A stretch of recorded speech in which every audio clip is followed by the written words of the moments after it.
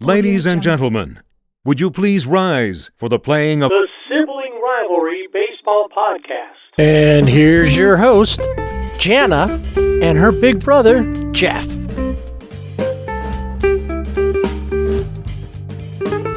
All right, clear out your ears, get your brain ready for another edition of the Sibling Rivalry Baseball Podcast.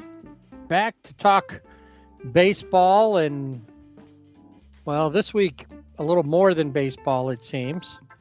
So we got a lot to get to. Remember, you can always find us online, Twitter or X, as it is now called, at Sibling Rivalry BB without the A. And on Facebook and Instagram at Sibling Rivalry BB with the A. We do have a website, siblingrivalrybb.com. And I don't know if you happen to notice our post. We did throw out an idea for a couple of shirts regarding the Angels. Check out our social media there and let us know what you think. And if you'd like one, then send us a quick DM. We'll give you all the details. It's time for Dodger Baseball. So at this point, we really thought we would just be talking nonstop pre-playoffs for the Dodgers. When you look at the standings, if they didn't make the playoffs now, it would be probably one of the biggest collapses ever. If they didn't, I mean, they lead, as of this last Sunday, they lead the National League West by nearly 15 games. So even if they kind of, win some, lose some the rest of the way, they're pretty much going. They're going to win the West. I don't really see anybody all of a sudden playing. I mean, the Dregs have been playing a little better as of late, but even then, the Dregs are 20 games out. The Giants have been playing, somewhat decent. Well, as of the weekend, they had lost 3 straight. Yeah, that's true. But they've had bursts, I guess, of where they win. It seems like they win several games in a row. And then they lose several games in a row. Okay, right, so they kind of they're you know what? Right now they're like every other team. They lose some, they win some. Are like Jerry Seinfeld then. Yeah. He breaks even. He's the break-even guy. Yes. So, and honestly, Arizona, as of the weekend, Arizona and San Francisco are tied both at 14 and a half games out. So really, as far as the NL West goes and the Dodgers are going to be a division winner, provided they don't get in their own way. There's not a bit at this point. I think Colorado's out. I think they've been eliminated. They have been eliminated, yes. And we'll talk about all the other teams, where the standings are and what to watch for going when we get there, when we're at with standings and that for everybody else around baseball. But the Dodgers are in a good spot. And you figure they've got stuff they got to do to get themselves ready for the playoffs. At this point, we know that, we're going to talk about that at moments they don't look like a playoff team, but they had those moments in past years. They have. We, nobody expected them to go to World Series this year anyway, based off of the off season. Right. And guess what? They still put together a good team, even at the trade deadline when we were like, what is Friedman doing? It still seemed to work in their favor. Yeah. He's only gotten over the hump in one special season. And it's still a championship. The 2020 season was tough because of the way it went, but it's one of those that probably deserves an asterisk by it because it was a 60-game season. It wasn't a full season. It had that. So that aside, and we're going to talk about another team that had the same futility over a long period of time that the Dodgers got to play this week. So we're going to talk about that. But one thing I think we need to start off with is that we were wondering what was going to happen with the pitching, how that was going to come to be, because overall the offense has been great. And, the guys coming off the bench normally pick up. You got your at least Freddie and Mookie are always doing something. Will Smith's kind of fallen off a bit, but he still had his moments. There's guys who have stepped up.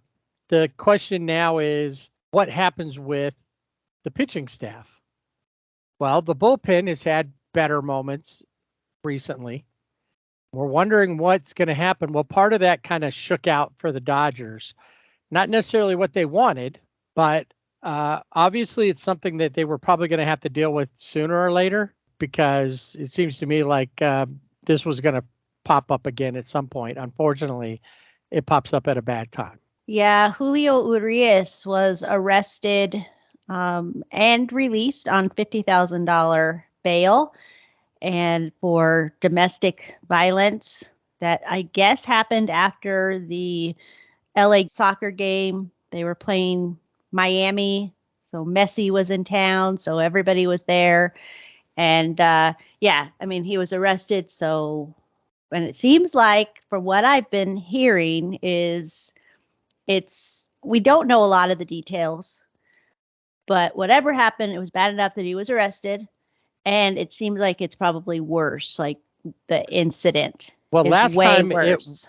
So this is his second time of an incident that anybody knows of, or he's been arrested, or so he wasn't charged in the first incident.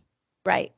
Even though multiple witnesses dispute the story that I think it was his wife then too shared, that he had pushed her down at the Beverly Center, which, if you're not from LA, Beverly Center is a mall. It's a big high scale mall that you're almost assured to run across the celebrity while you're there most days. That's, it's in one of those neighborhoods that has all that off of La Cienega, just down the hill from Hollywood. And so he did get suspended 20 games for that, and did have to undergo like a whole year of domestic abuse counseling or whatever. I'm not sure exactly what it was. Some type of, like training. I don't know. But yeah, well, counseling. That sounds weird to say, domestic abuse training. Like he was being trained. Yeah. So I get better at it. I don't really, apparently, because now this is a felony arrest. Yes. Which leads to a whole different world.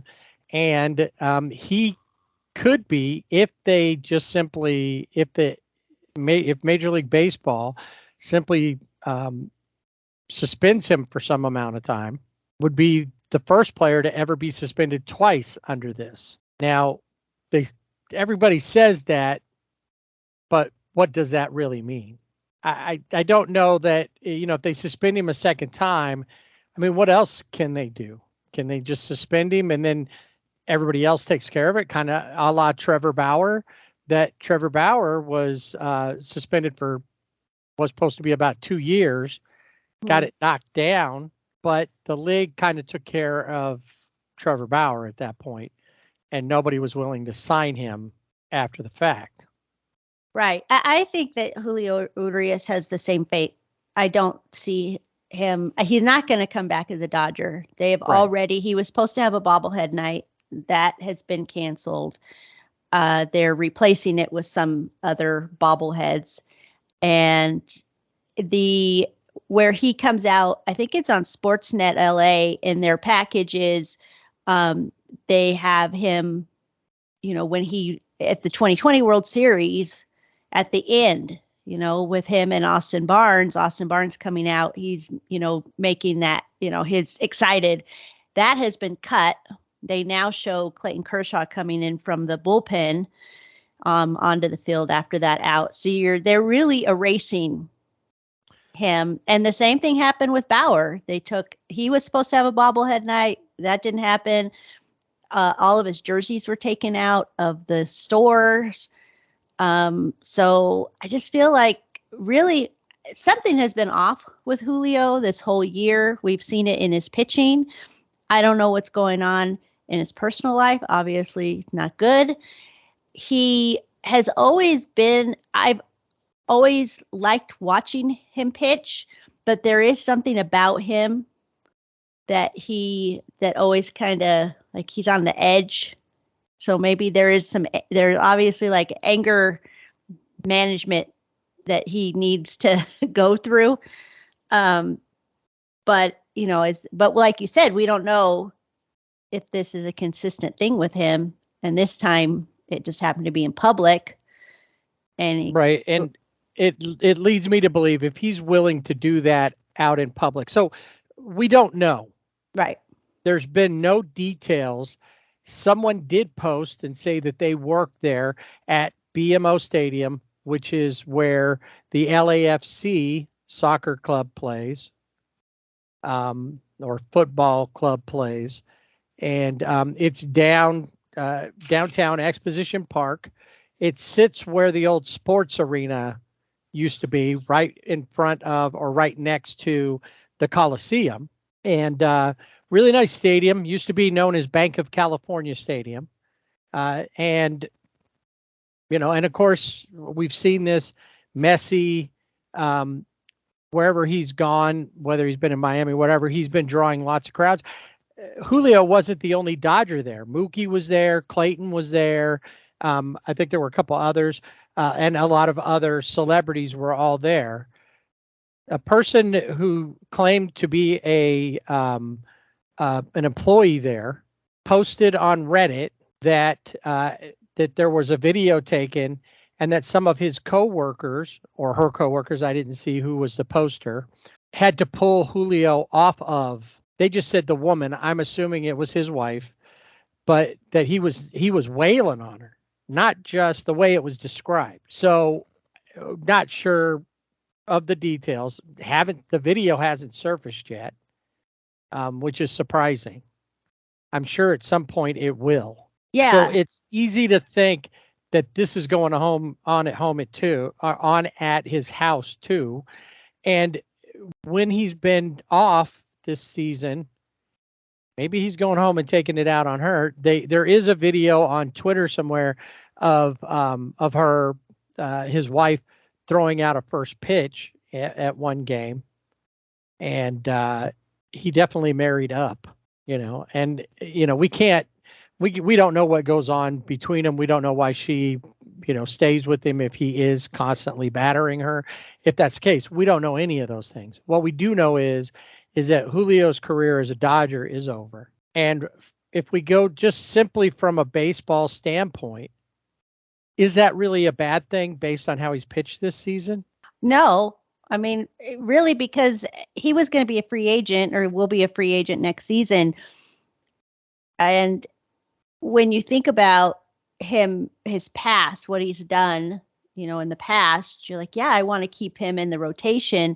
But after watching him this season, it's like, well, if they don't re-sign him, I'm good with that. Let's find another pitcher. He was on, if he had continued to pitch well, number one, Scott Boras is his agent.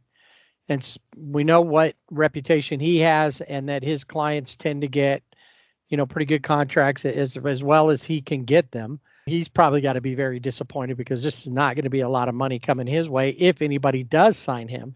And at one point, they were looking that he could have been in the $200 million range. Now, will somebody sign him? Maybe, but it's going to depend on how this all comes out. How many games are they going to suspend him?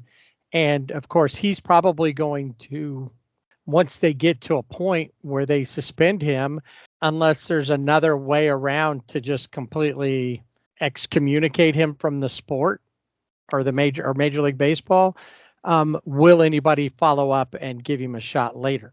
I don't see it at this point, because it just causes a lot of issues for any team that signs him. This is why nobody picked up Trevor Bauer, whether he had, was charged with anything or not. He's just not. They're going to take a PR hit. Anybody that signs him, even if he was pitching like he was Cy Young, he's not. Even over in Japan or South Korea or wherever he's at. Yeah, and he's not. Julio is not traveling with the team. He has been placed on administrative leave, and so I am going to assume that it will be the same every week. They will he'll be placed on administrative leave because it has to go through the Players Association and ML. They have to make, Players Association has to agree, say, yeah, he needs to be on administrative leave. So he's going to be on administrative leave. His court date isn't until the end of the month. So he's done for this season. He's not going to pitch again for the Dodgers this season. And as you said, really, I don't ever. Yeah, and it's unfortunate. With him. And luckily for the Dodgers, though, and I'll let you finish what you're saying in a second, but luckily for the Dodgers, he's a free agent at the end of this season. They don't have to engage in him. It's not like with Trevor Bauer where they basically ended up paying him one last year to cut him. Right, exactly.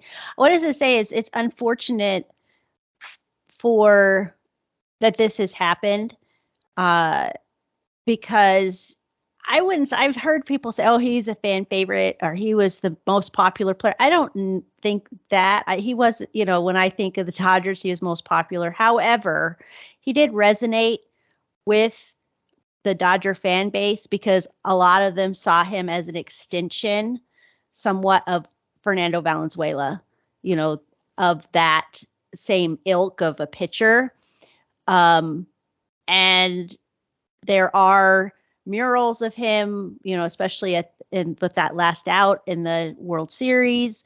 So there's people, that obviously are fans, but also in that community, and that he's really he's just really messed stuff up. And then when I heard about it, I was like, he is so stupid. This is so stupid. Why would you do this? You ruin your entire career. And it's like, you didn't learn the first time. And and like you said, we don't know what happens, what the personal outside, but he obviously, this isn't the first time we know of. We don't know what happened in between, and then it happened again. And it's just, it's awful. And I really hate people who've come out, not hate the people, but hate the comments that have come out. Well, we don't know what she did. Like, what does that matter? Either way, because you can have females abuse males and males, it doesn't matter. Nobody deserves to be hit or, smacked around because you're upset with them or whatever you did. I think that's old thinking. Oh, yeah. That whole idea of, well, what did she do to cause this? Well, it doesn't matter. Number one, even if there was something, she said something, whatever, maybe in his mind, she didn't do anything other than she talked to somebody and he thought she was flirting with him. Mm-hmm. I don't know. We don't know any of that. And it doesn't. And like you said, it doesn't matter what she did.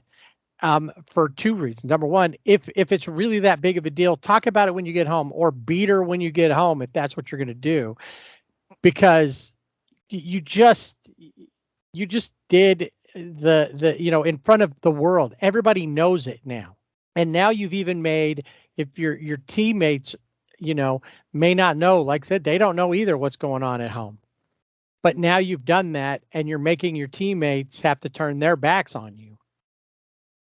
It just leaves a bad taste in your mouth. Dave Roberts did make, just said that he was shocked and very disappointed.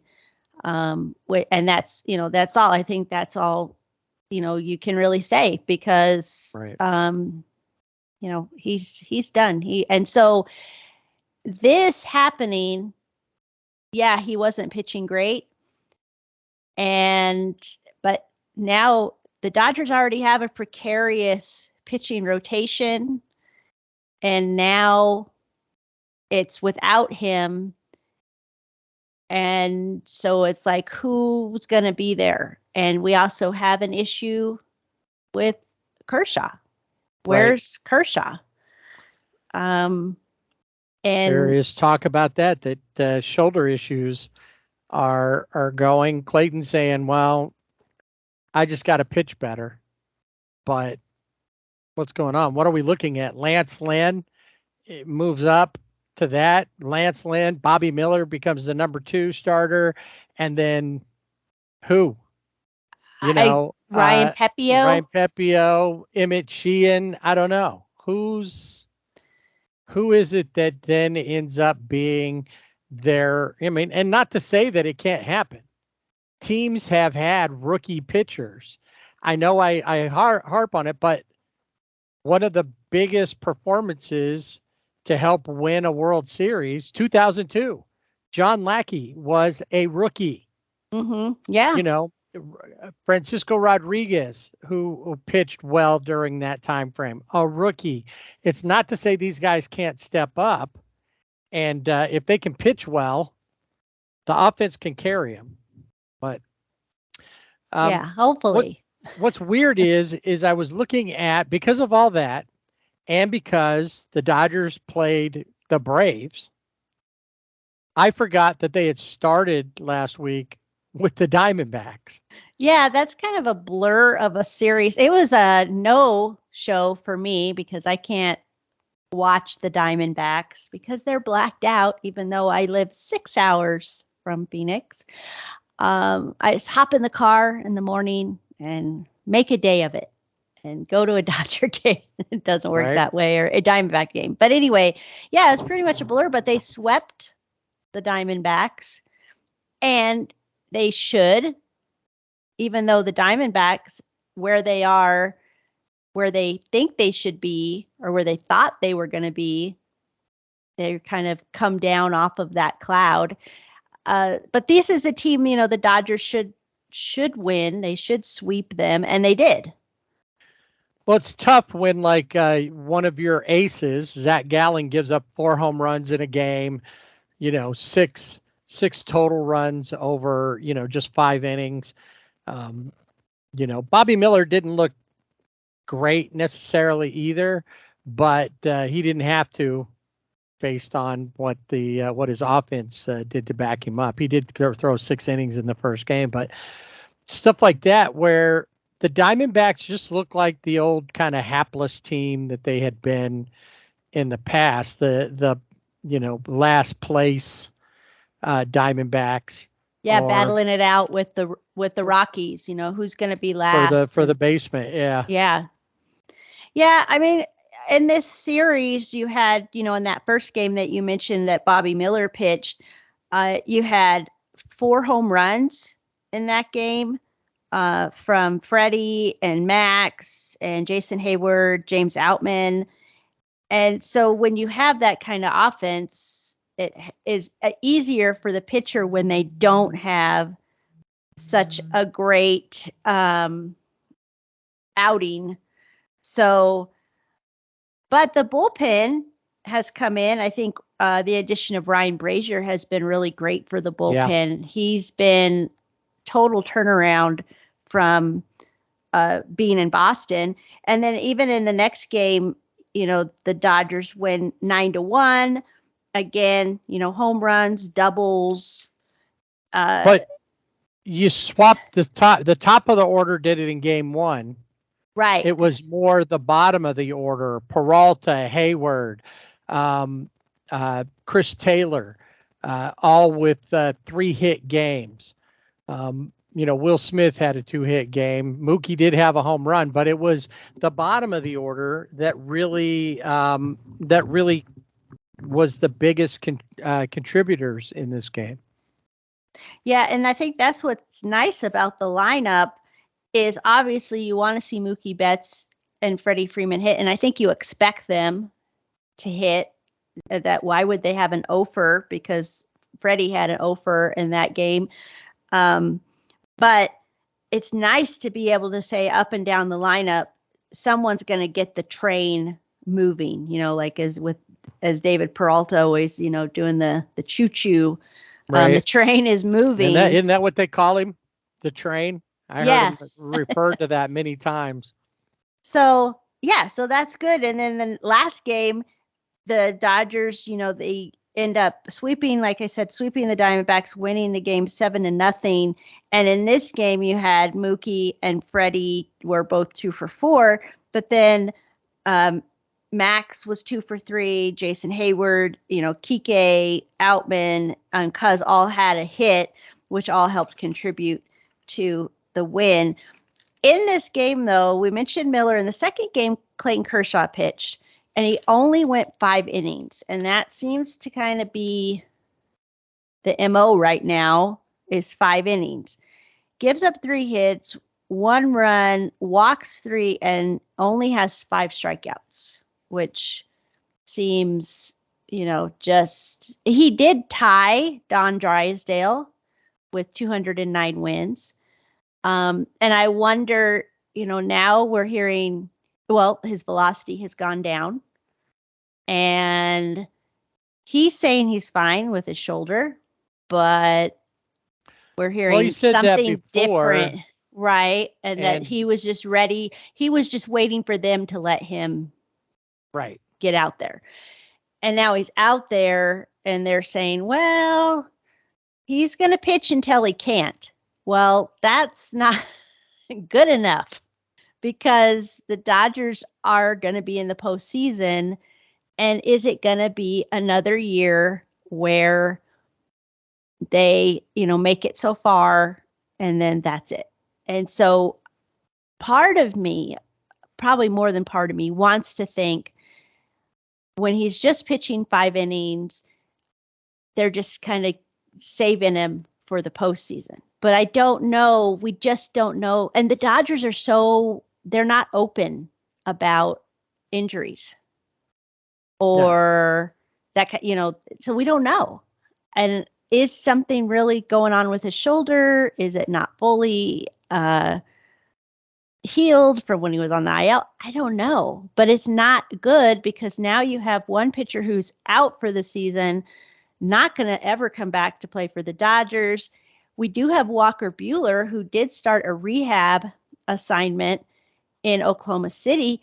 He looked really good. He was, pitching well, pitched 2 innings, had 2 strikeouts. But you can't rely on use that one outing as the barometer for his comeback. I mean, he's coming back from Tommy John surgery. It is nice that he's come back and had, it's a good building block for him. Yeah. And his rehab is not going, they're not going to accelerate his rehab because of the loss of Urias, which is good, because there are some teams that might do that. Like, we got to get him back as soon as possible. But they're not going to do that. So that's good to hear, because then he could, re-injure himself, or, he says he's feeling good. He looks like he's feeling good. He's pitching well, but we don't want to rush it. And we still have time. Yeah. And you know what? If you don't go far in the playoffs because of that, nobody expected you to. You haven't in the past. Right. Exactly. So, why do that to him and put him in a position that it could jeopardize his career? Right.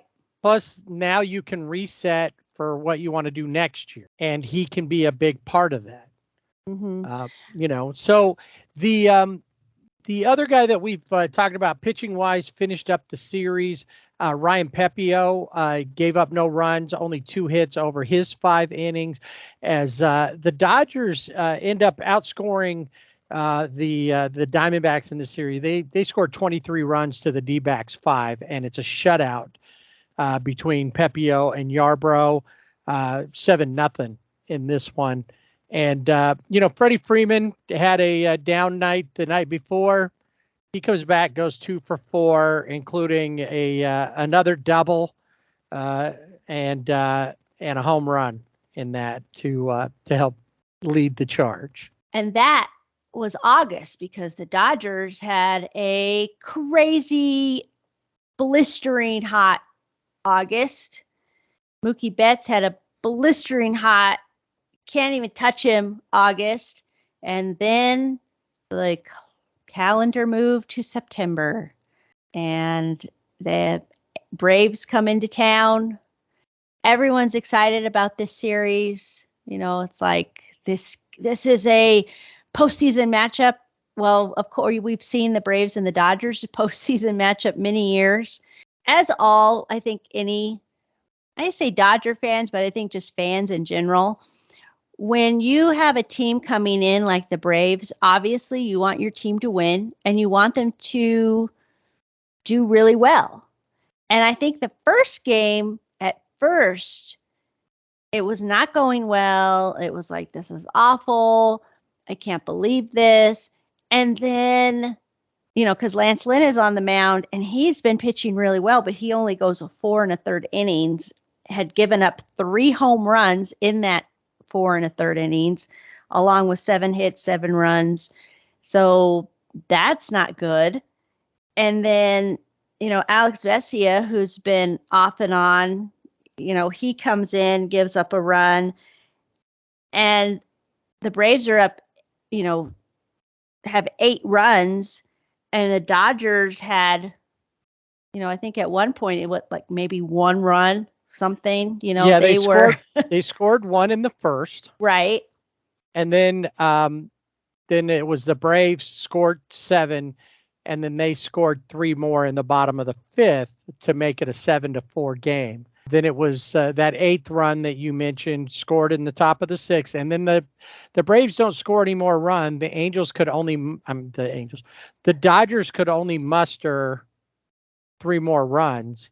They just fell just short. They were pushing it, and maybe this is why I thought it was the Angels for a second. Raisel Iglesias, former Angel, pitches well against them to grab the save and stop them in their tracks. Mookie, 2 home runs in the game. Max Muncy had a homer. Michael Busch with a home run. Yes, first one at Dodger Stadium. They just couldn't put it all together. It looked like they were coming back, which they do. Mm-hmm. They just couldn't get there, and that kind of set the stage for the next 2 games for them. Yeah, unfortunately, because I think during the game, while this is all happening, as I said, people were, this is, the Dodgers look bad. And then, but some people, it's like, we got to remember the Dodgers sometimes like to do, they're quiet. And then it comes about the 4th, 5th inning, 6th inning sometimes. And then they start making a comeback. And so it was, the Dodgers lost 8-7, but it wasn't, it's like, but they almost, they almost made it. Next game is going to be better. No, it got worse. It only gets worse. Now, there was a point in this game. The Braves scored all 6 of their runs in this game by the 5th inning. They were up 6-0. And in the bottom of the 8th, there was a change. Mookie was pinch hit for. He was 0 for 3. Right. David Peralta pinch hit for him. Didn't do anything. And then Freddie Freeman, who was 1 for 3, pinch hit for him. Colton Wong, who had just recently been called up, he goes in. And I believe you need to maybe share your thoughts that you shared with me. While this was happening, I was like, why would you pinch hit for your top 2 players, the 2 guys in the lineup that are the spark plugs, and then with Colton Wong, his first at bat with the Dodgers, or, as a Dodger, he hits a home run, a 3-run home run. And then I text you, well, okay, I like that. It's like, what do I know? I don't know. That's what you said. Something to that effect. I guess that's why I'm not the manager. Right. That's what you said. Yeah. So that was the deal right there. What sometimes things like that happen. It was all the excitement there would be in that game. The Dodgers and it wasn't even just Mookie and Freddie having an off night. There were only a couple other hits. Outman and Miguel Rojas both had base hits, but other than that, it was really quiet. Only 6 total hits on the night, and 2 of those were Rosario's. Right. So they couldn't do anything. They were only 1 for 5 with runners in scoring positions, but that was just more because they didn't get anybody on base, not because they just weren't hitting well when people were at second or third. So, yeah. Anyway, so that kind of it was kind of disappointing. Max Fried had a great night against them. Only gave up 3 of the 6 hits, struck out 10 over the 7 innings that he pitched. Like we were talking about with Julio, who pitched that night.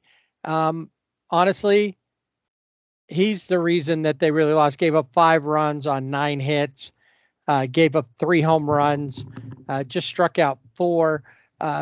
Ferguson and Brazier gave up no runs. It wasn't until Gus Varlin closing it out ended up giving up 1 more run to end that. And the Dodgers they looked anemic. Yeah, very lackluster. And part of it is that there was somebody posted on X something to the effect of, and I don't remember if it was after this game, but it was during this series, about the Dodgers have shown that they can't even make it to the playoffs. And I don't know if it was actually Oral Hershiser who responded. I don't know. I've never looked to see if he has a Twitter.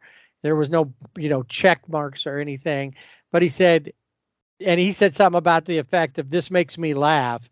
Do you think the Dodgers really aren't going to the playoffs because of this loss?" And he's right. The Dodgers are going to go to the playoffs. And when they get there, if they end up having to play the Braves, they're not going to play the Braves in their first round of playoffs. They may play them in the championship, but not in the division series. Right. And you know what? The Braves, who knows what the Braves are going to be doing at that point? Playoffs are a whole different world. You got a team.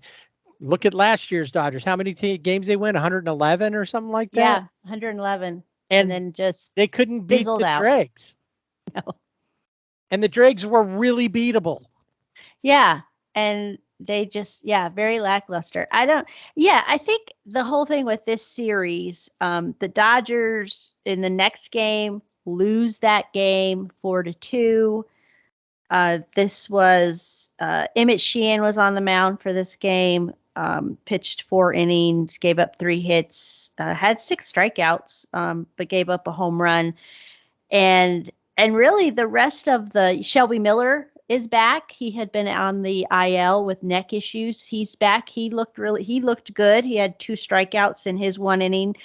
And then you have Brazier, Gratterall, and Phillips. This was a Zennings game. It wasn't until Alex Vesia came in and gave up a home run, and that was the end. The end of that. He seems to have done that quite a few times this season. Very un-Vesia-like. He doesn't have the same intensity that he'd had before. The Dodgers in this game, still though, as David Peralta was 2 for 3, he was the only one that had 2 hits. They left 10 on base. They were 1 for 10 with runners in scoring position. They just couldn't get anything done. They just, again, Betts was 0 for 4. Max Muncy, he did have an RBI, but with a sac fly. But you got to have, Outman, who at the beginning of the year looked like, he's going to be Rookie of the Year. And he's really fallen off where looks good. And then all of a sudden he can't hit anything. He had a good August. He did have a good August. I will give you that. But it's September. We'll I know, but I think he put himself back in the race. There's, other stuff to talk about him coming up. So, the thing is that it's not, when you look at the box scores, you can see that it's not just Outman. Oh, no. It was a whole team outage. Yes. And honestly, Ronald Acuna Jr. continued to make his MVP case. Game 1 hits a grand slam. Yeah. And got married earlier in the day. Right. Hits a grand slam. And actually came up at another point in the series with the bases loaded. I was like, man, this guy's going to hit another grand slam. And, the conversation has become more about him and Mookie. Nobody's really talking about Matt Olson, who is still in that talk. And nobody's really saying anything about Freddie, who I think is going to go under the radar here with all this in the end. But, there's really, it is disappointing when your team loses to somebody that you want them to beat the Braves for many reasons. The rivalry with the Braves for all the years. Most Dodger fans hate the Braves. The fact that the Braves are the best team in baseball record-wise at this point. And honestly, it's hard to say that they're not the best team talent-wise. There's a lot of guys there, and even the guys that they switch out. When behind the plate, you got two guys who could be all-star catchers. Sean Murphy, who was this year. Darno, I think, who has been. It's just Matt Olson is, tied for the lead in home runs. Right. Or, and then, MLB. Right. So you have Matt Olson, who I'm really convinced is a robot. He has no emotion. I don't ever think I've seen him smile. And then Austin Riley at the other corner, who pretty much, he was an all-star this year, but still, I think, kind of flies under that radar. Orlando Arcia, who you're like, who the heck is that guy? Where did he come from? He's hitting home run, up and down the lineup. At the Braves have, like, from the beginning, it's like 30 plus home runs, and it starts at 30 and it just trickles down, but all of them have double digit home runs, totals. Ozzy Albies is back, and he's, always been Eddie Rosario, who you got to watch out for, because he's had himself that awesome, that great postseason that he had, and where he was like MVP, and he's shown, they're just a total, that total package up and down the lineup. And but the Dodgers have beat them. They beat them when they played them in Atlanta.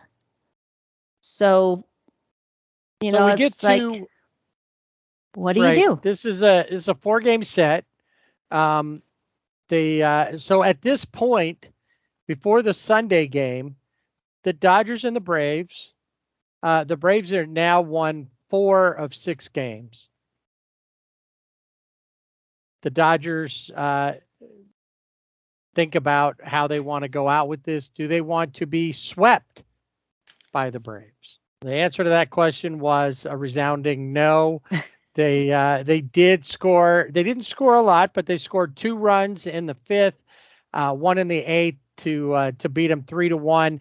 Honestly, this game was all about, and probably what pushes him to a solid spot as one of the top 2 or 3 pitchers come playoff time. Bobby Miller went 7 innings, just gave up 1 run on 3 hits, struck out 5, and that 1 run was a home run that he gave up to Matt Olson, his 44th of the year.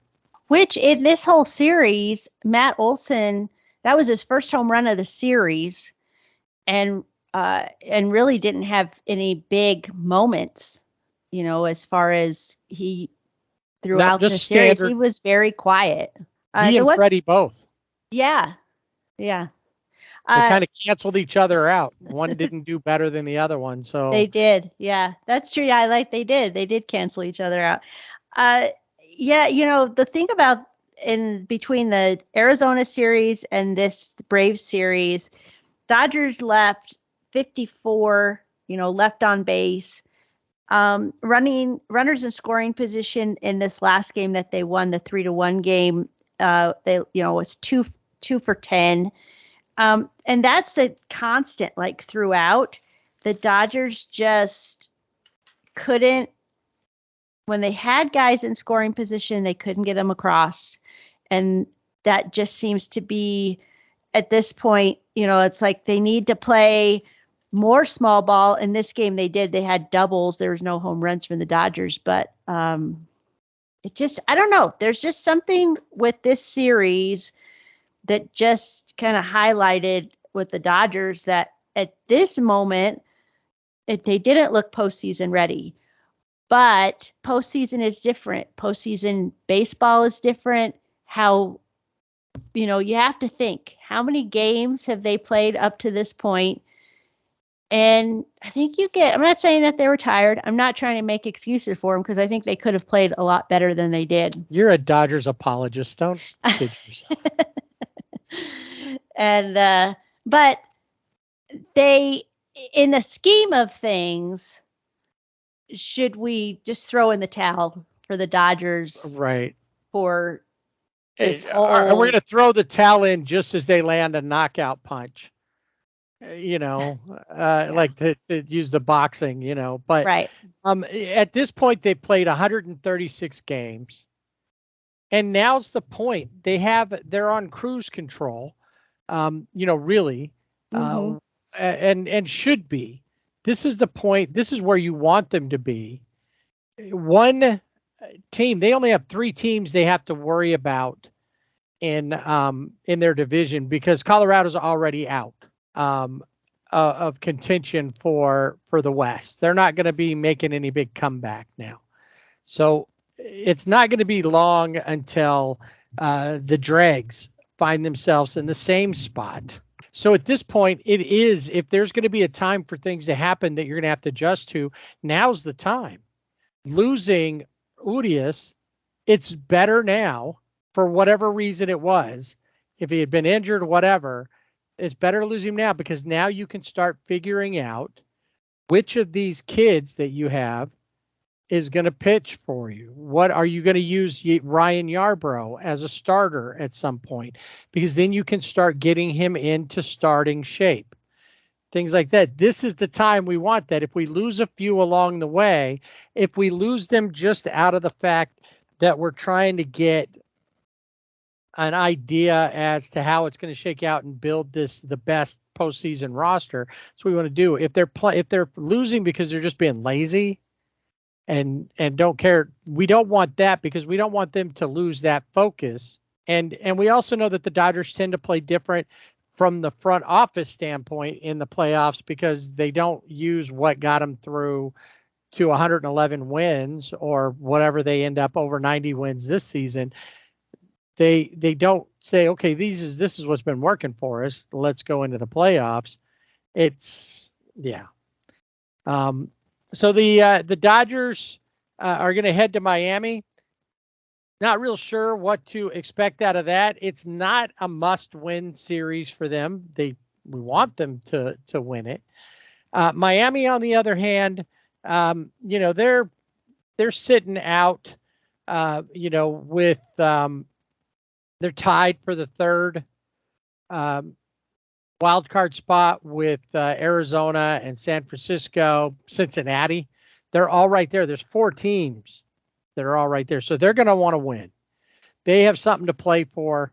The Dodgers, not so much comparatively, but they still need to stay sharp and they can't, let you can't just be a red carpet into the playoffs for them. And then they're going to go up to see another team that has been eliminated from the regular season in the East, and that's the Nationals. They are still mathematically in the wild card, but they are not. They have been eliminated along with the Mets in the East. The Braves, another team that don't have to think about anything. They're 15 games up on Philadelphia, and Philadelphia's got a good spot that they can hold on. Provided they don't go on a losing streak, to hold on to their wild card spot. Right, because they're up 5.5 games when it comes to the wild card. And there isn't any team, as in the Dodgers in years past, like last year was 111, before that, they had 105. There isn't any team that, the Braves obviously are the closest to winning, I think 100 games, see where they are. But there isn't anybody that's just, running away. And what I mean by that is with their games won. So even the Braves have had some times during their season where they just didn't, play that great. Yeah, they leave LA with 90 games. 90. They've won 90 so far. There's 6 games in front of the Dodgers. So chances are they're going to have the number 1 wild card spot. So they'll get there, not wild card spot, but the number 1 playoff spot, and they'll have home field as long as they're in the playoffs. Right. All through. Up to the World Series. And chances are they'll have it there too, because the American League team probably is not going to best them, whoever that is. And then the Dodgers were already 4 games out. They end up dropping another 2 back, and actually 3 back. They were 3 behind them, and then they lost the 3. So now they're 6 full games behind. And that is really, like, with this series against Atlanta, that really was what the Dodgers, I think they're playing for, is the home field advantage, that you can have that home field. But so now so with those 2 teams, with playing Miami, who's still in a shot for that, Washington, who knows? I mean, they're going to go out and compete. So, and when you play the Dodgers, you want to win. It gives you some confidence, I think. And so that, that could be a series that the Nationals don't really care about. The Dodgers need to care a little bit about it. They need to be sharp, though, because once they come back, they play the final series of the year versus the Padres. And we know that every time the Dregs play the Dodgers, it is their World Series, and they have said as much. Yeah, it's they love it, and you just never know what they might bring to the table when it comes to playing the Dodgers, because they set it all fancy, candles and everything, so they can knock it out of the park. Yep. All right. So who are you looking at for a player of the week? This was a tough one because I was just kind of disgusted. And am disgusted by the whole news with Urias. But I am going to go a different direction. And I think this is a guy who has pitched really well this season. I hope he continues. And that is Bazooka, Brusdar Graterol. So I'm going to go with Brusdar Graterol because he has been a constant, consistent guy coming out of the bullpen. Nice. I'm going to give it to Colton Wong just for that 3-run homer and for making you eat your words. Right. If for no other reason. That's the main reason. That's the biggest thing, because you were like, oh, it's over. It's done. Why would you pinch hit for Freddie? And you're like, well.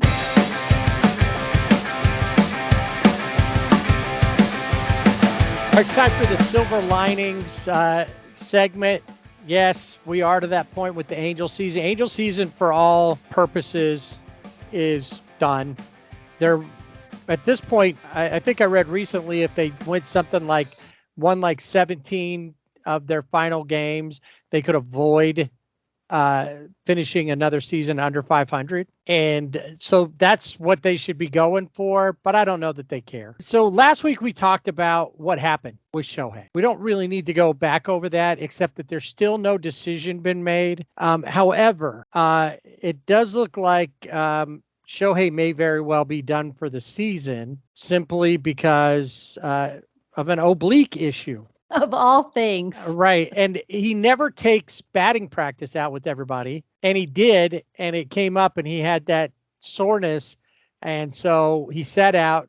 And it looks like he's going to be setting out some more. And maybe it's time to just shut him down for the season, because there's still talk about what they're going to do with the surgery.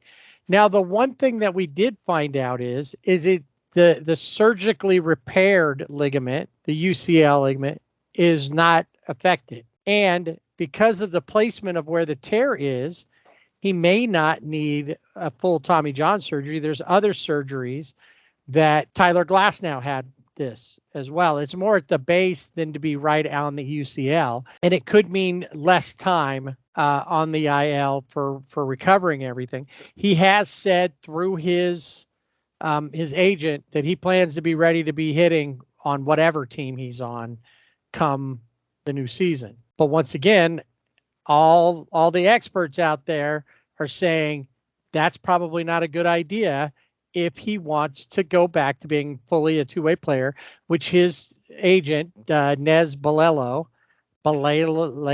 I think is how you say it.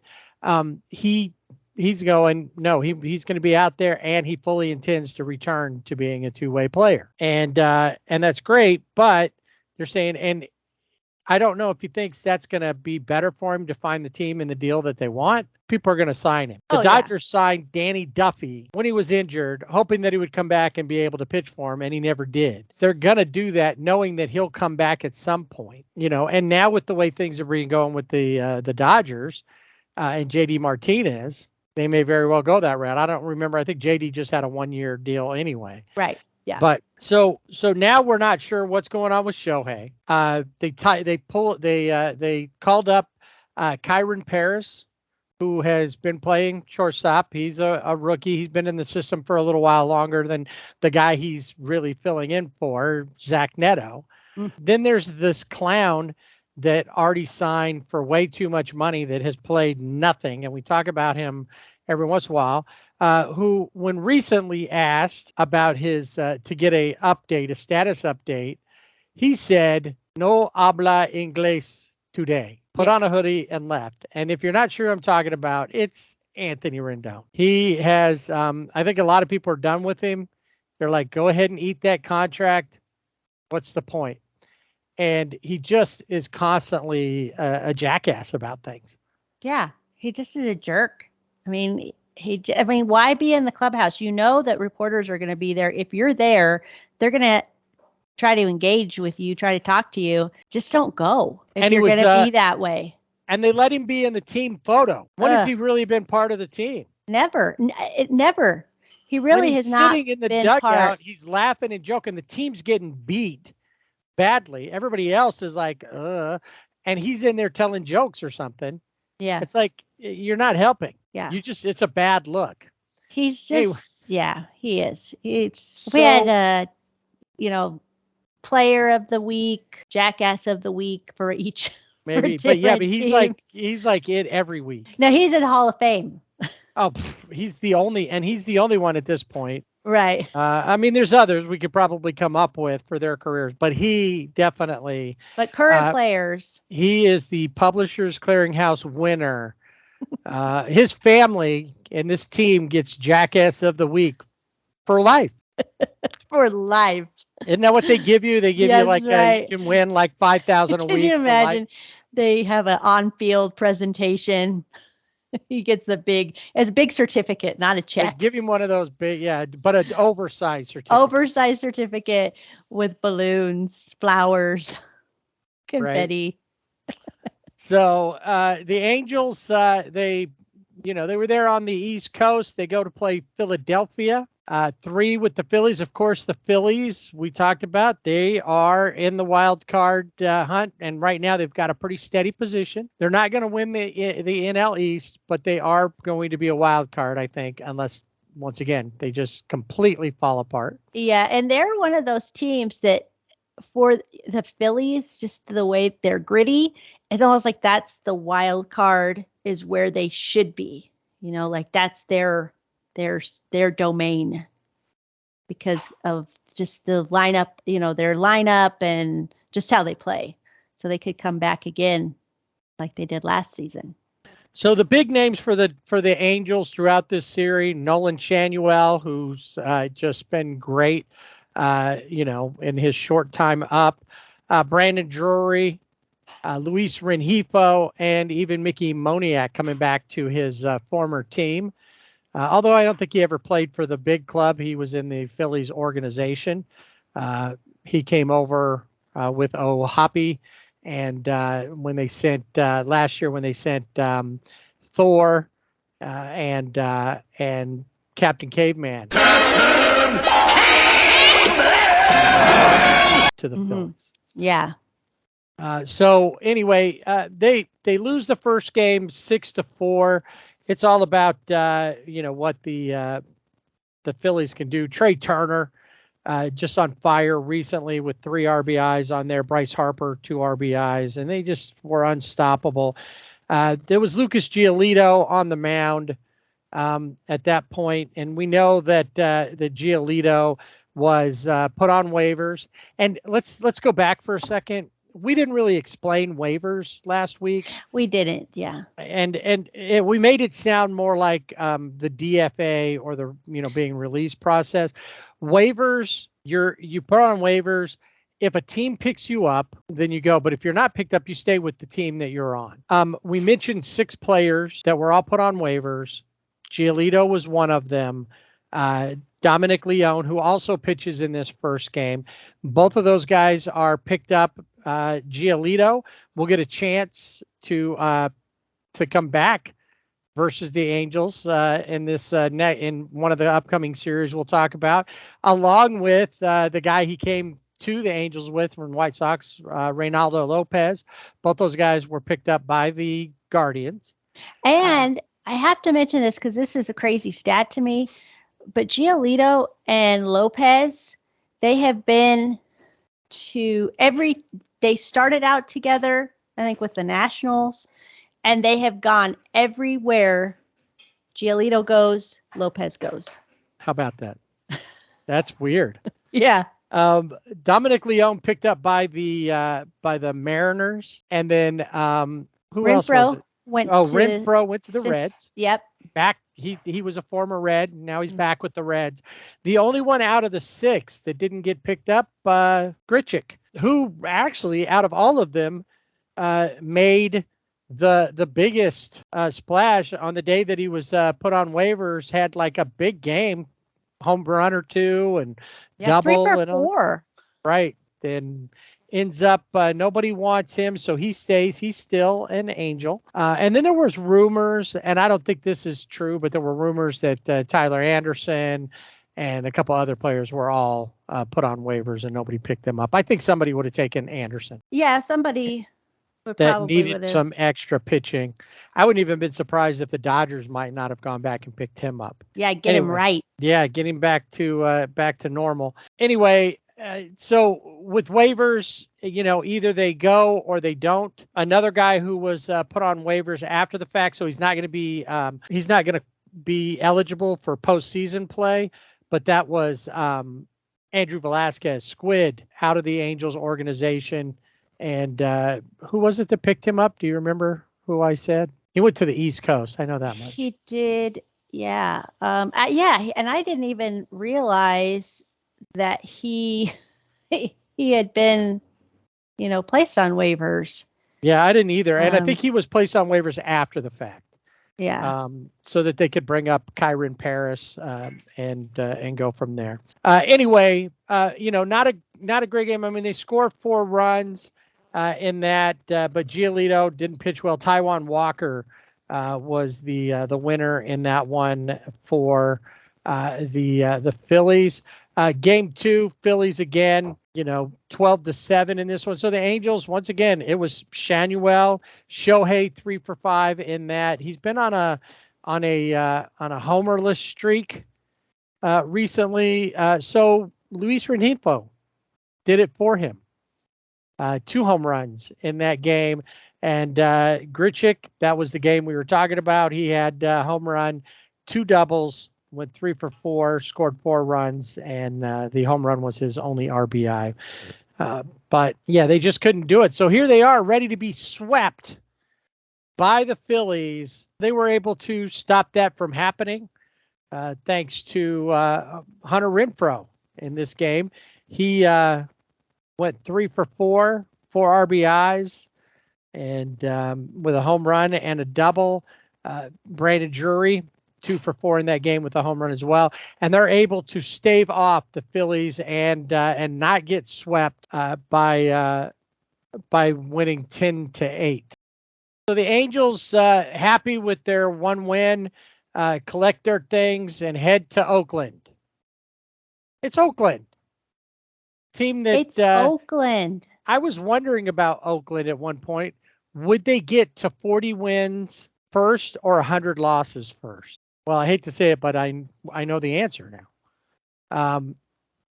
Yeah, I don't even want to get into this. The A's up at the Coliseum sweep the Angels. They take them out, first game 9-2, and they just started piling on. Game 2, little closer, 2-1, and then they finish it all up with a 10-6 win. They just and on that last game, they scored all their runs in the 6th and the 7th inning.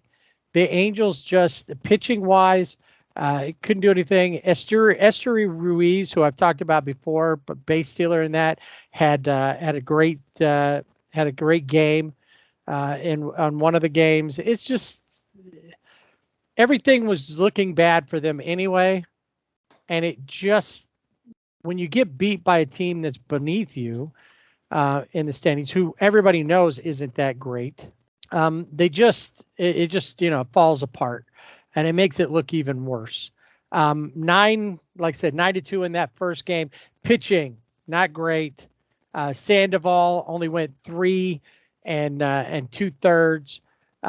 Gave up 5 runs. 2 of those were thanks to Jimmy Herget, who inherited 2 runners and gave up the 2 runs. They made the A's look like. They just made them look like a good team. That first game was where S4E23 Ruiz, 3 for 5, home run, a double, and a stolen base. Zach Geloff, their rookie sensation, 2 for 5. It was just ugly. It was. It never got better. In the middle game, like I said, it was 2-1. Griffin Canning didn't look too bad. Gave up the 2 runs over 6 innings. Loop and Wantz, who would just get called back up because pitchers left. They had to replace them when people were claimed off of waivers, and they looked okay. But that was the best of the outings. And it was really, when you look at it, it was once again Luis Rengifo 1 for 3. Sean Ewell had a run and a couple of walks, but didn't hit anything. So it was in game 3 there was some stuff happening that gave them an opportunity potentially to win, but they just couldn't keep it together. Eduardo Escobar with a home run, and of course Luis Rengifo. So they're going to be playing out the string. Really silver linings. Luis Rengifo, Sean Ewell continues to be a silver lining. Paris didn't do that well, and right now is the time that where's Joe Adell? He would be in a good spot to be here, just playing to get the time. He's on the IL. Really come back, but he's on the IL due to my favorite injury, the oblique injury. Yeah. So, and in a recent interview, Mike Trout said, I want to come back and play this year, but I want to, we're going to talk about it, see what makes sense. I don't think he's going to play for the rest of this year. Yeah, I think he's done for the season. And then there was also talk about, he said, when they asked him about a couple of things, about changes, he said, well, I kind of hope they come to me and we can, and include me and give me an idea of where we're going, what's happening. And when he was asked about, whether or not he would request a trade, he wasn't willing to talk about that, which is fair. Right. And he's not going to. He's not going to say that. And even if he thinks I want to, he's not going to bring it up at that point. He's a classy guy. He's going to make it. Although I do think that the shirts that we have put out there for all to see, that he should wear one to his interview. Sell the team. Curse of Artie. Sell the team. Yeah. Now, and so when the Angels, they were all in during the trade deadline, it's like, whoa, they got Giolito, they got, they were all in. And they were looking like, wild card, maybe something was going on there, right? But then that's when Artie exceeded the luxury tax threshold. But when the team was 8-19, I think, for the month of August, right, they were really bad. Yeah, he was like, nope, I'm not paying. I don't want to incur that penalty. And so that's why we started seeing all of the release the release or the waivers. And but it didn't really, I think it saved him like $6 million, right? Something well, like I that. think that because they ended up keeping Grichuk, it was going to be a total of $7.5 million. Mm-hmm. And then when they didn't lose, when Grichuk wasn't claimed, then they still had to pay him. So they didn't quite get, there was 5.7 or close to 6. Max Stassi, who we hadn't talked about, he's been gone all season. He's now on the restricted list, which means he's not getting paid. He said he's physically able to resume baseball activities, but he declined to. He said he's still dealing with the family issue. Yeah. So in that, he agreed to, be on the restricted list. So he's not being paid. So that comes off there too. Now, how much that is, I didn't check and see, but that might help them. The one thing that they want to do is if they're going to try to re-sign Shohei, which is most definitely going to push them over, they don't want to be, they don't want to have exceeded it now because it'll get charged like a 30% versus a 20% penalty later on when they're over for the first time. So, the Angels did add, this is interesting because I'm curious about this, but Tim Salmon and Chuck Finley, they're now advisors, but they're going to be in uniform in the dugout as extra eyes and ears. So they're the spies. They're not. They're the spies. They're not advisors. So they're going to be in there to help and to see what's going on. And I wonder too, because now the talk is, does Perry keep his job? Does Nevin keep his job? Perry still has one more year after this. Nevin is done at the end of the season. As far as his contract, it was just a 1-year thing. So the question is, will they be around? Darren Erstad has been brought up before as a potential managerial candidate. Recently, Roger Lodge, who does afternoons on the Angels, you might remember him from the TV show Blind Date as the host for Blind Date. He's a big Angels fan, grew up right around the corner. He does on AM 830, the Angels radio. He's asking what realistically should be done. They need, I think, number one, to figure out what's happening with the team, with the trainers, with conditioning. Why are there so many injuries over the last few years? There's been a lot of injuries. This year was supposed to be the year, and without the injuries, I think that they are competing for a wild card spot. Where I think you start there, and then I think it's time. They haven't wanted to do it, but look at what's going on with the Orioles, the team that's coming into their playing before the Guardians come into play. They just sit there, a couple of 100 lost seasons. Look at where they are now. They are definitely going to be a wild card team, and unless something happens, they should win the AL East. That's a tough playoff spot, but that's where the Angels need to go. They should have went a while back. Yeah. But Artie doesn't want it to look like he's tanking or that he's going to be a loser for a couple of years. He wants to go, and I've got Trout and I've got Ohtani, but you have nothing else. And these two players cannot carry your whole team.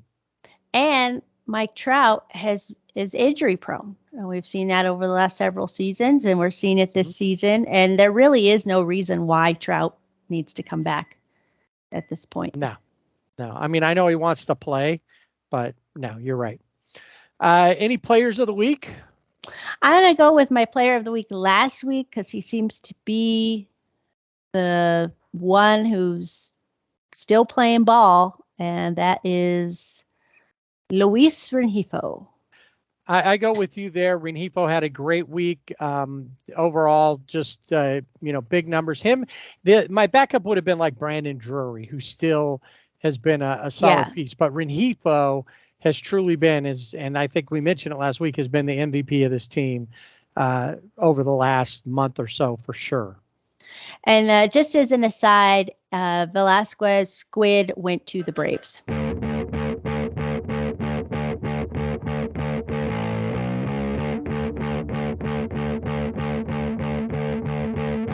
Well, now that the Angels are out of it and the Dodgers are not playing, they're playing kind of lackluster ball, we could just take a Sunday drive in the bullpen cart now.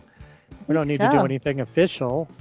No, just some sightseeing. No, just some sightseeing. No, I think some sightseeing around baseball. That's right. Where do we want to go? Let's go. Why don't we go to the players of the week, and then it's a new month. It is. So that means there's players of the month. But players of the week, we're going to start in the National League, and we're going to go to Philadelphia, and player of the week is Trey Turner. He hit .423, was 11 for 26. He had 6 home runs, 14 RBIs, 1 double, a triple, a walk, 9 runs, 2 stolen bases, and a 1.231 slugging percentage in 6 games last week. The 2-time All-Star led all hitters in the league in home runs, RBI, slugging, OPS, extra base hits, total bases, and runs. He also led in OPS, and he tied for 4th among National League leaders in hits with 11 and ranked 5th in the NL with batting average. He homered in 5 straight games, and he became the 7th player in team history with a franchise best 5-game homer streak. And he also has hit in 15 straight games, batting .358 with 10 homers, 23 RBIs, 3 doubles, 1 triple, 19 runs, 3 stolen bases, and 1.261 OPS. During the longest active streak in baseball, he's recorded 9 multi-hit games. He also has hits in each of his last 19 home games, tying All-Star Placido Polanco for the longest single season streak at Citizens Bank Park in Phillies history. So Trey Turner didn't start off great and was booed even by his own mom at a game. But then, he came out, said he was, I'm sorry, I'm not, performing up to, and the Phillies fans, who are tough fans in all sports, gave him a standing ovation when he came up to bat. And ever since then, he's been crazy hot. So National League player, Trey Turner. And then we turn to the American League. And this was a surprise, but very well deserved. Luis Rengifo of the Angels is player of the week. He hit .440, was 11 for 25 with 3 home runs, 7 RBIs, 3 runs, 1 stolen base, a .407 on-base percentage, and an .800 slugging percentage in 6 games last week. He led American League hitters in hits with 11. He ranked 2nd in total bases with 20. He tied for 2nd in home runs, ranked 3rd in batting average, tied for 4th in RBI and slugging, and he ranked 6th in OPS. He also recorded his 4th career multi-homer game against the Phillies, and he hit a solo home run in the 2nd and in the 4th innings. He also joined Shohei Ohtani and Brandon Drury as the only Angels players with multiple multi-homer games this year. Since the 23rd of August, he has hit safely in a career-high 12 straight games, going 21 for 47 with 4 home runs, 12 RBIs, 2 doubles, 1 triple, 5 walks, 7 runs, and won a 1.268 OPS. It is the 3rd longest streak by an Angels player this season and the 4th longest active streak in all of baseball. Wow, I can't believe they stole from us. I know. Every time, it seems like. Every time. So those are your players of the week, and then we will turn our attention to... Did you say Turner? Are you stuck on Trey? No. We will turn our attention to Players of the Month for August. And that is, I think, pretty easy to figure out who the American League Player of the Month is, and that would be Julio Rodriguez. He led his team to a 21-6 record in August, and then he just, was crazy. He 429 batting average over 23 games, 7 home runs, 10 doubles, 11 bases. He set a major league record for his performance with 17 hits over 4 games, and he ranked second among all MLB hitters in batting average, on-base percentage, and hits in the month of August. The National League Player of the Month, Mookie Betts.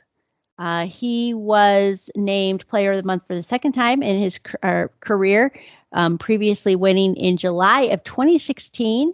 But he helped the Dodgers to a 24-5 record in August, tying the franchise record for wins in a single month.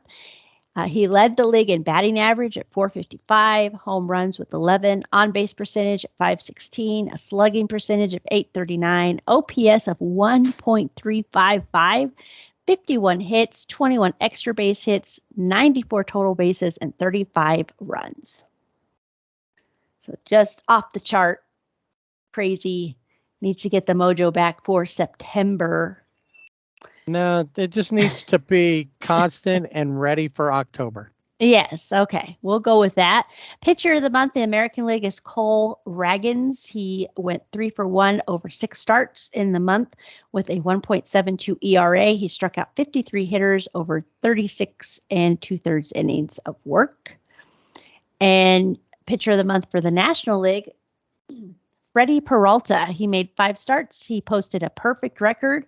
He finished with a 2.10 ERA. And over 30 innings, he was able to hold opponents to a 162 batting average while striking out 46. Rookies of the month. This is no surprise. You were able to see him in the month of August, but that would be the Oakland A's second baseman, Zach Geloff, who always seems to be doing something. He was hitting 286 with 7 home runs over 27 games. And in the National League, we don't have to go too far. The Dodgers' very own James Outman, he earned the record or the award for the second time this season. He had an 890 OPS. Relievers of the month, National League, Atlanta Braves, Raisel Iglesias. He didn't allow a single run in August. He recorded 7 saves and struck out 17 batters. And in the American League, Mariners closer Andres Munoz won his first career monthly honor. He saved 11 games, and he finished with a 1.93 ERA over 14 appearances in the month. Those are all of the players of the month. Wow, some great performances over the month. See, I told you something was up with James Outman. Yeah. All right. And so we were talking about standings, and now we're really in a spot that, there's a couple of these divisions that, it's done. We know the Dodgers pretty much have wrapped up their division. The Braves have done theirs. The American League and then the National League Central. So let's stay in the National League for a second. Milwaukee is only up 3.5 games over Chicago. Chicago's in as a wild card right now. That's going to be a back and forth. The question is, can Milwaukee hold on to the top spot?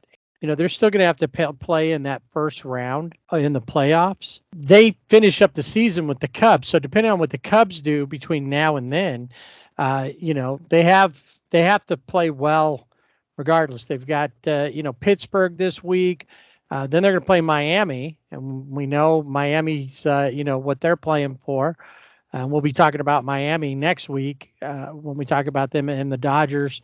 A lot of the teams that they're playing, though, they got Washington, they got St. Louis, the Pittsburgh, they've got St. Louis again, and then they have the Cubs to finish everything up. So as long as they can play pretty standard, they might be able to hold on to it. The question will be, what do the Cubs have? What do they need to do is their schedule easier? Is it harder? That's going to be, can they, right now they seem to be able to hold on to their spot, but they've got to play Arizona still. Colorado, probably not such a big deal. Arizona would be a tough one because they got to play them twice, and Arizona's got something to play for. Pittsburgh, you want to beat the guys in your, but overall they're, with the exception of having to play Atlanta and then Milwaukee at the end, they got Atlanta and Milwaukee back to back. That could be an issue for them. But overall, they're in a good position because they're playing weaker teams for most of it, with the exception of the D-backs that they got to fight with. And we don't know if the D-backs are better or worse than the Cubs. And then, so that one is one playoff races we need to watch just because it's close. Not as close as when we get into the American League. We'll get to the closest one last. We don't. What do you think about the Central, AL Central? The Twins are up by 5 games over the Guardians. The Guardians are going in to play the Angels. They typically play them well, and if I'm the Guardians, I can't get overconfident, but the Angels are a team you want to see if you're trying to get some wins, I think, right now.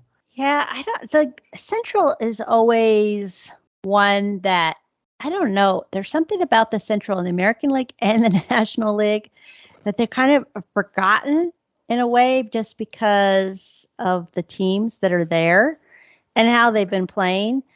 But right now, looking between Minnesota and Minnesota, we'll talk about, the wheel, but it doesn't seem to be affecting them too much with one player out. They've got that rookie, what's his name, Royce Lewis, who seems to just be tearing it up. So if he continues and they can just continue to play well, I don't see the Guardians coming out on top in the Central.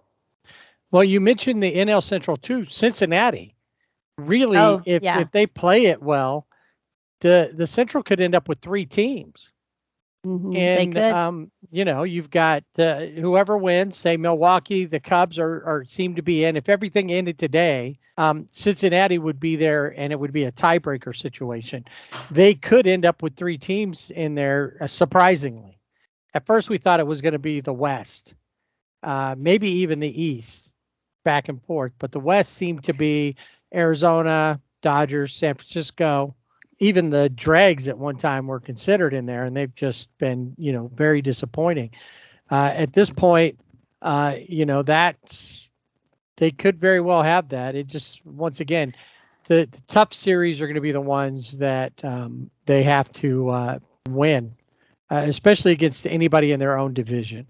So I don't see Minnesota necessarily falling off. I mean, they've got the Mets coming up, so that very well could be easy. The Mets can just play spoilers at this point. Mm-hmm. But they've got to maintain at least what they've been doing. I don't see that any of the changes. I don't see Lucas Giolito making a big difference for them. Syndergaard, did they release him or did they put him on waivers? I think he's released. So yeah, that's what I was thinking too. So they release him, and so it's not like they really picked up anybody. The Twins do have to play Tampa Bay, but they're playing the Mets. Then they're playing the White Sox. They do have Cincinnati, so that's going to be a tough one. They do still have the Angels and Oakland, then Colorado. So it's not a strong,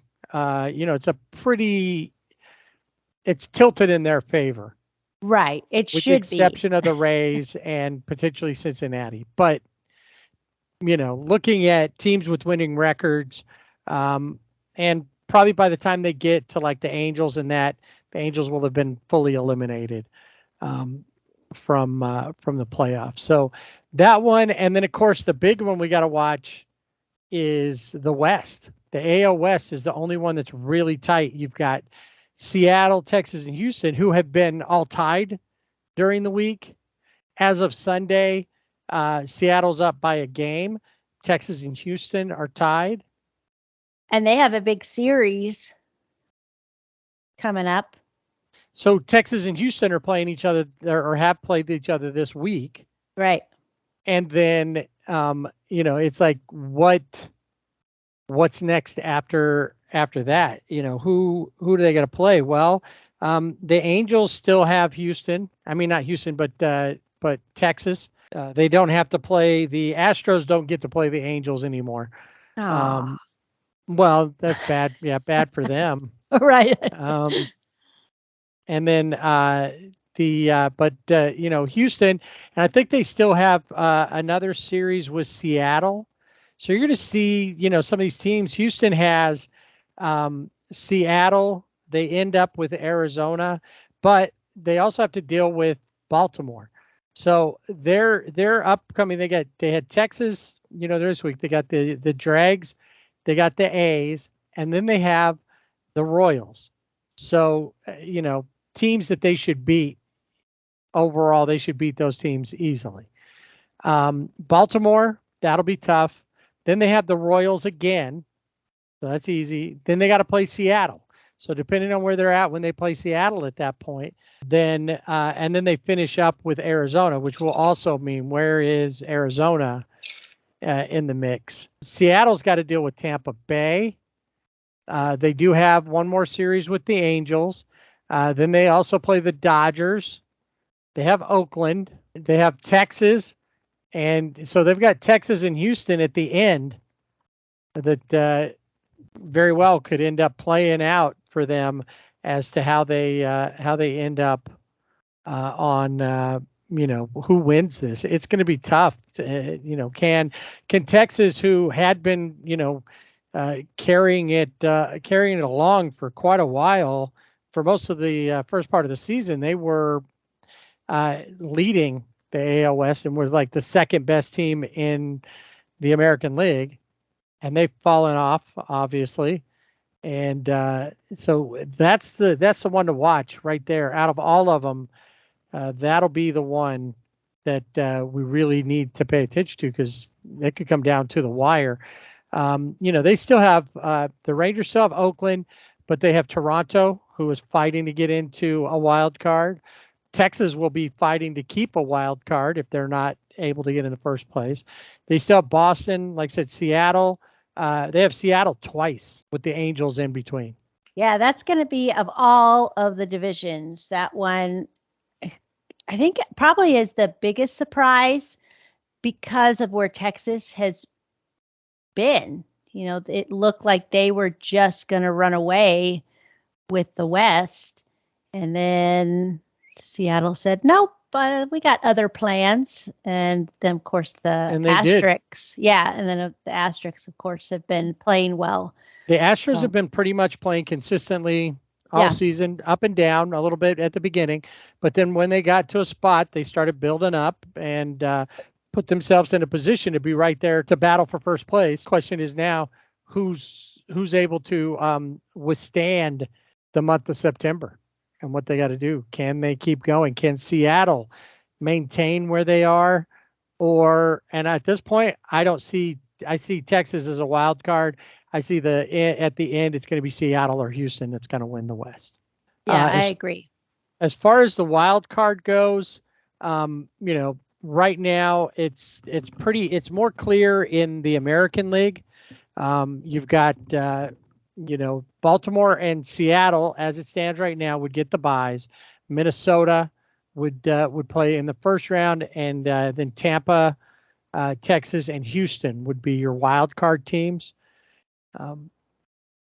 Depending on how Toronto plays out, I don't think Boston's 5.5 games out. I don't really see them, based on how they've been playing. I don't really see them, getting past Toronto, and I believe they play each other, here in the last part of the season. So unless Toronto gets completely rolled, I kind of think that, where it sits with the wild card right now is probably the likeliest place with Tampa Bay, Texas, and Houston. Toronto's the only one I think that really has a fair shot at this. Oakland and Kansas City have already been eliminated from the wild card. The Chicago White Sox are 3 games away from being eliminated from the wild card as well. When it comes to the West, to the National League, it's the Wild West. Philly pretty much has a good spot. They're 5.5 games up in the wild card. So right now we know it'd be Atlanta, the Dodgers, and Milwaukee, provided Milwaukee holds on there. But as we just mentioned, as of the weekend, the Cubs have a solid spot up 3. Arizona, Miami, San Francisco, and Cincinnati are all tied as of Sunday for that. And, we'll probably see during the upcoming weeks somebody go up a half a game or a game, then, back and forth. And until somebody kind of falls off one way or the other, we're going to see it's going to be a good battle. Right now, though, if it all ended today, the question would be the tiebreaker. I think Arizona has that, but as we stand now, they would probably walk off with the 3rd spot. But all those teams I mentioned all have the exact same winning percentage, and almost the Diamondbacks, the Marlins, the Giants, all 70 and 67, where Cincinnati's 71 and 68, but they all have a 511 winning percentage. So, yeah, I think out of everything, it's going to be the wild card. That's the one to watch, and those wild cards can be sneaky. We saw it with Philadelphia.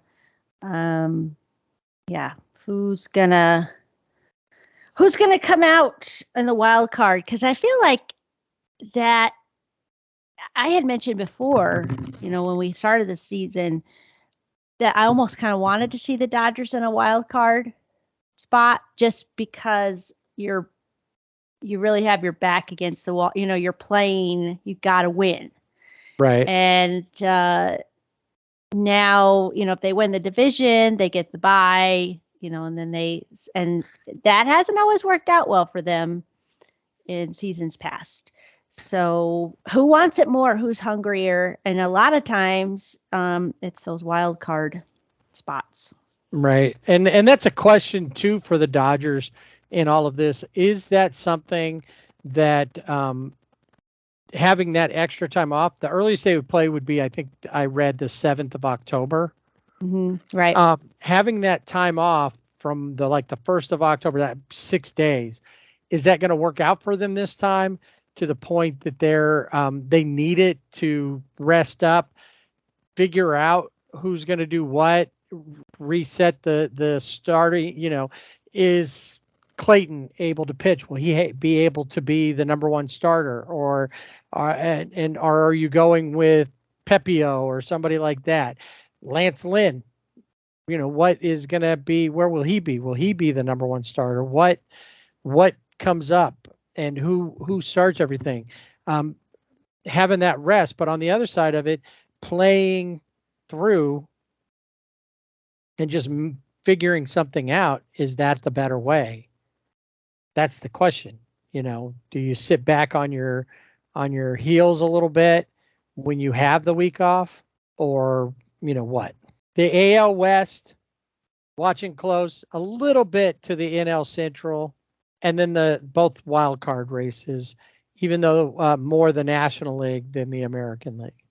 Yeah, are where we should be really more focused on what's happening in those. The one thing that we'll have to watch for too, as we watch the playoff scenarios as they unfold, and who's going to get where, is going to be these end of the season players that end up on the wheel of IAM.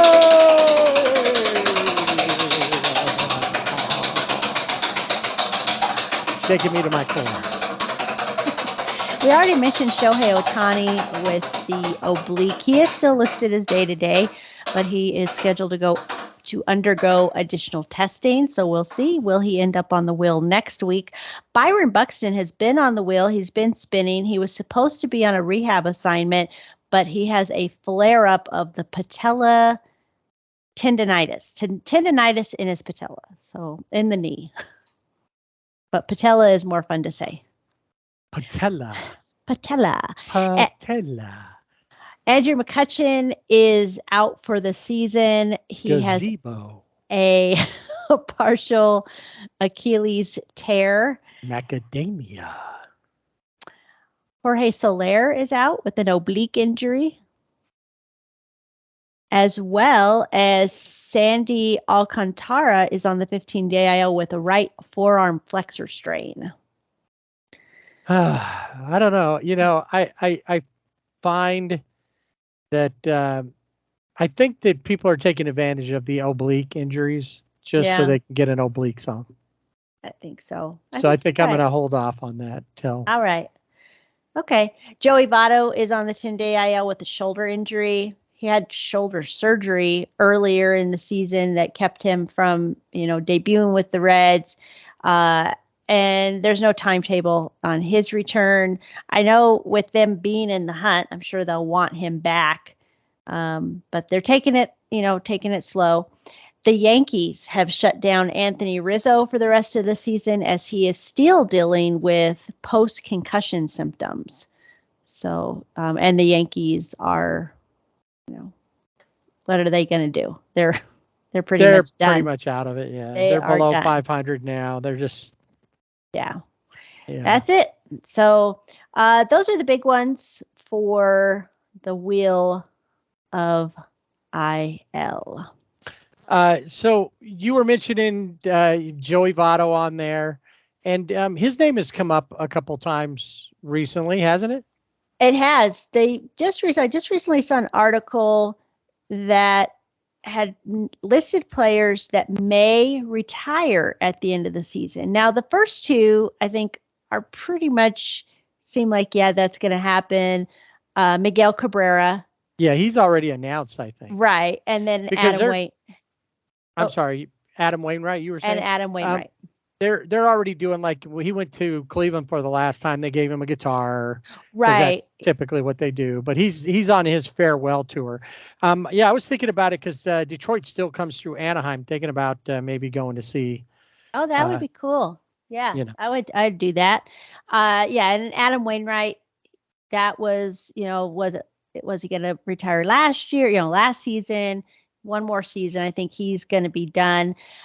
But also on this list, Clayton Kershaw, Zach Greinke, Zach Greinke we have heard kind of rumors about, and Joey Votto. But the one Joey's almost 40. Yeah. So, and with this shoulder, he's had surgery, it's been injured. He's on the IL again with it. Will that be, see how far the Reds get? And will he be part of that and then retire? But the one that is Clayton Kershaw. Clayton is 35. But also now we're hearing, he was on the IL with the shoulder injury. He said he was feeling fine.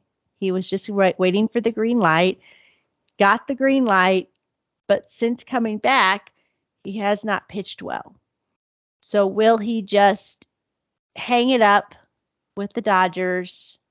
And, we know he's going to be in the Hall of Fame. And that'll be it. And he'll go back to Texas and he can volunteer at his kid's school like he does in the off season. And what's it going to be? He could go pitch for the Rangers. He could pitch for the Rangers. But it just was surprising to see his name on there. But it's because he started out really well and then he landed on the IL. And since then, it's not been so good. And we don't know what's going to happen in the postseason with the Dodgers. So maybe that could be the decision, what happens, how far do they get? And if they were to win, get to the World Series and win it, would that be it for Clayton? Would he be like, okay, I'm done, and go off in the sunset? Well, that makes sense. And there's been, even last year, there was conversation is, will he continue to pitch? Right.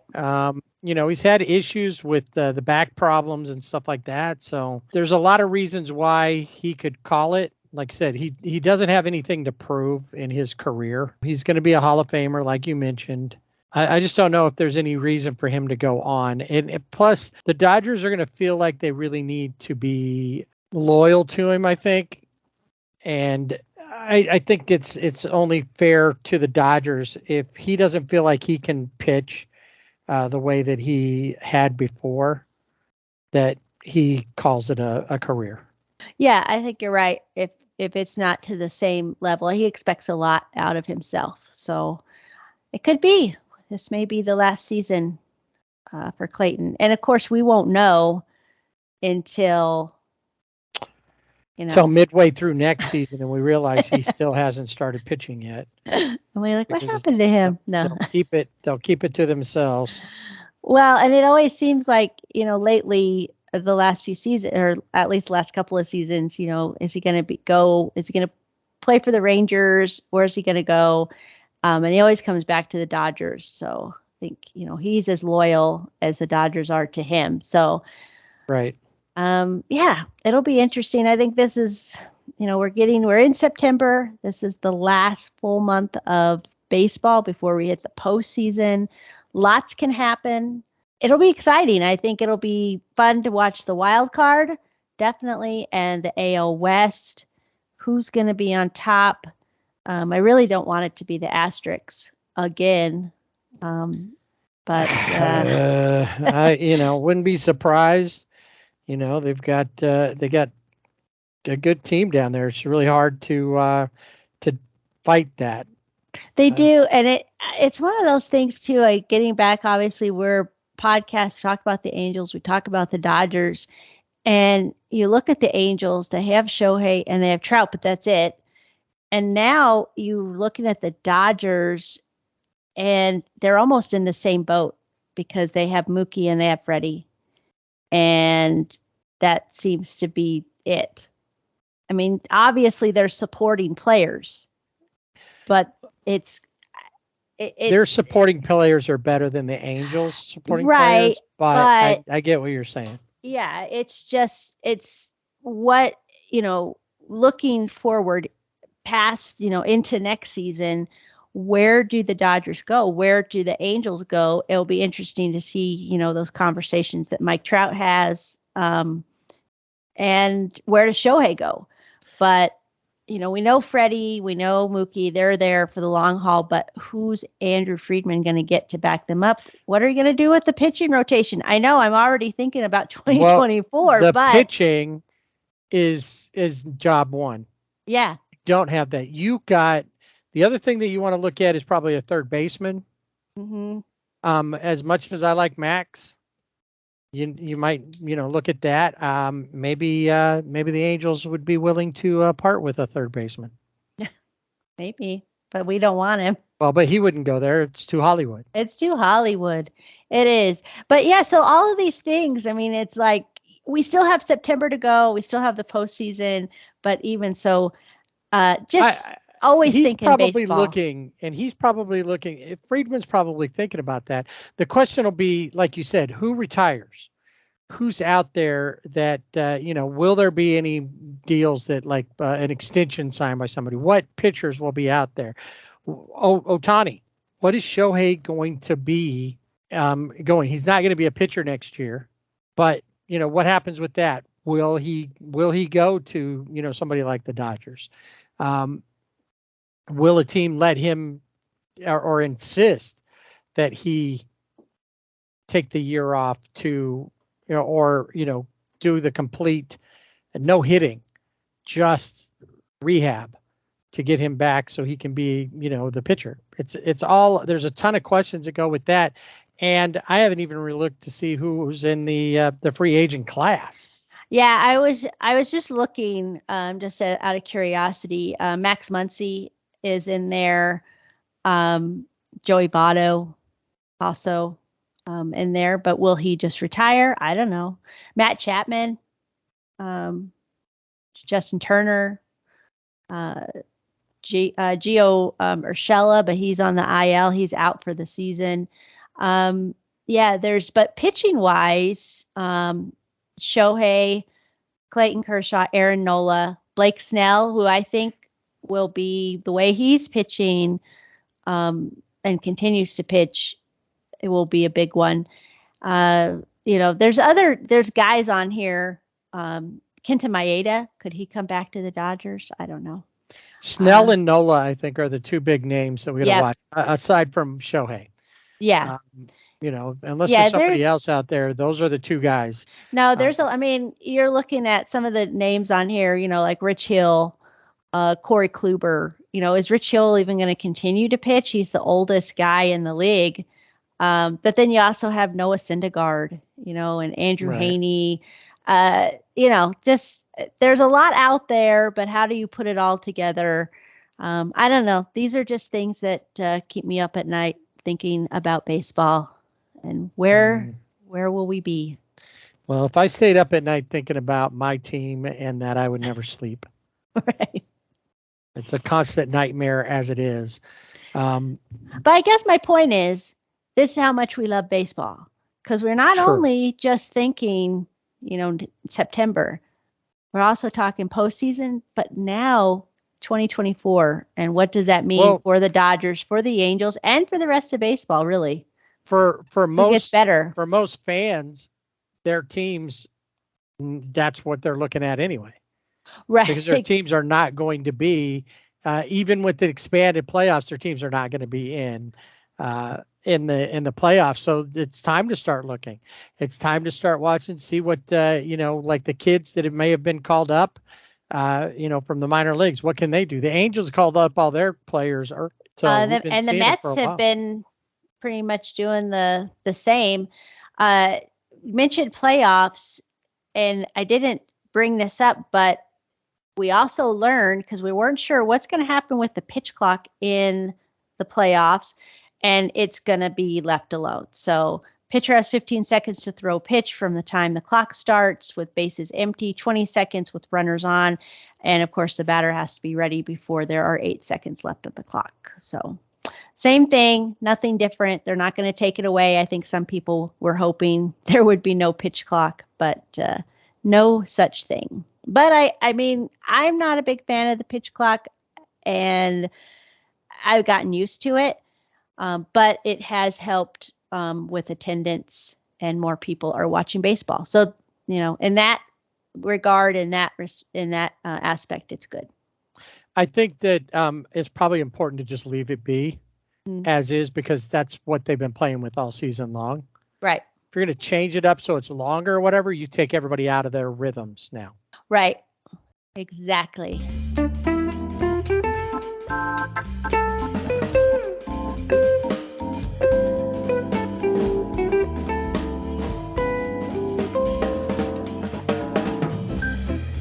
That'll put a wrap on this week's edition of the Sibling Rivalry Baseball Podcast. We have gotten the Cleveland Grounds crew, and I'm kind of surprised, because this show probably would have been over about an hour ago had we not kept them at bay. They'd have put the tarp on real quick.